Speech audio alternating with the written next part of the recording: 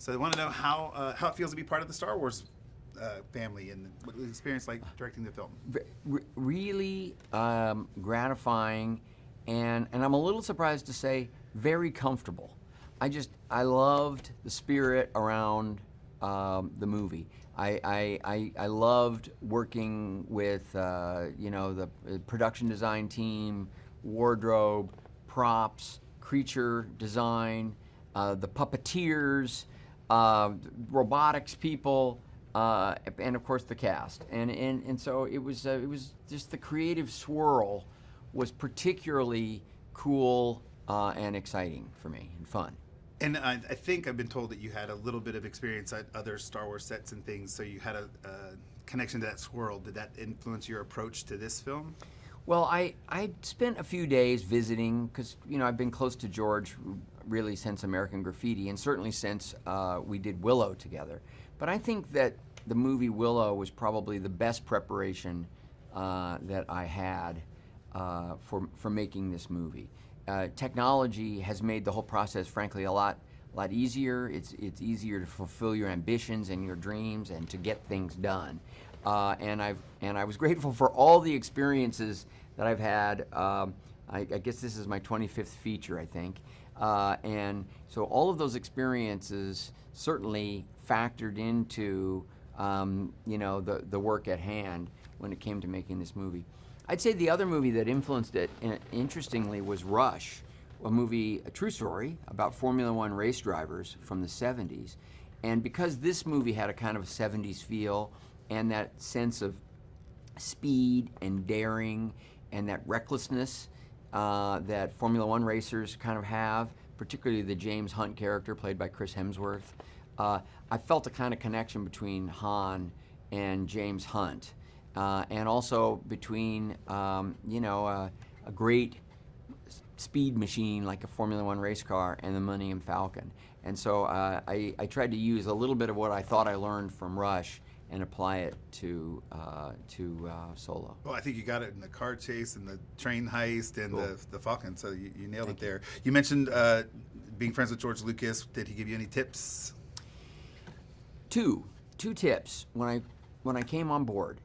First, he said, trust yourself. You're going to understand this. This is not going to be mysterious to you. You're going to get it. He was right. I really did take to it in a very natural way. The second thing was, when in doubt, go to the 12-year-old within you.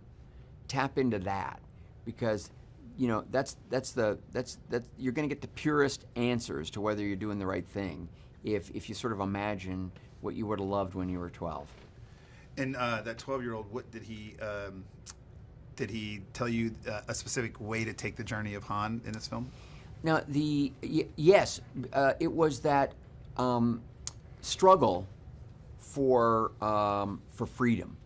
So this movie begins at a time when there's no war going on. There's no politics. It's a lawless, wide open time. It's controlled by criminal syndicates. The empire is kind of looking the other way, but it's a lot of oppression.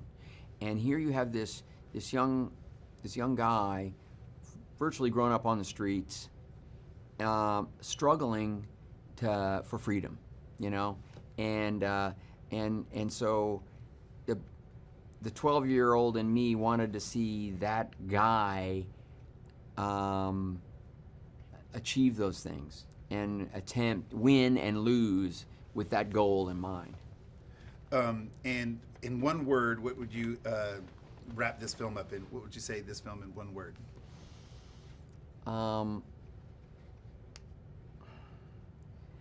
One word. I would say, I think immersive.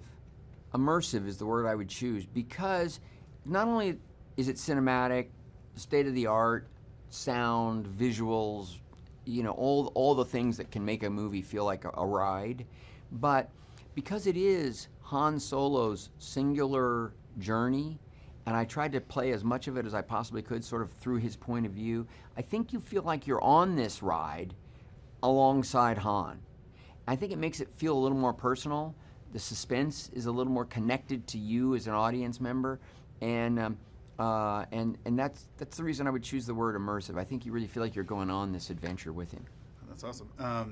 And the 12-year-old kid that we were talking about, what was it like for that 12-year-old kid to be on a director on the practical sets that Star Wars always brings? Yeah. It is so much fun to see how these sets are designed and how cool they are and how much they work. Because even though, digital technology certainly factors into capturing the universe, the galaxy, that it's still very important that these vehicles, these weapons, these props, the Falcon, as much as possible, will be something you can shoot in camera. The actors can handle it. It's as present as it could possibly be, and it makes it a really fun set to be on, because it's a little bit like the movies.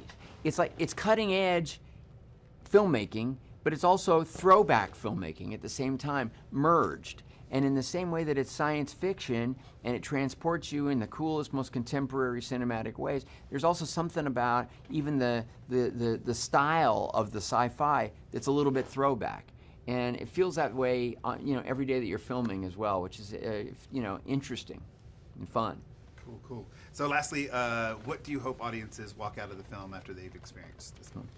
I really hope they walk out of the film surprised in the ways that they were entertained, so that it delivers on Star Wars action. It delivers a cool experience. It feels authentic and true to the galaxy as we as fans kind of understand it, but that the story takes us on a journey that's surprising. Yes, they answer questions that we might have about Han Solo in satisfying ways, but not predictable ways.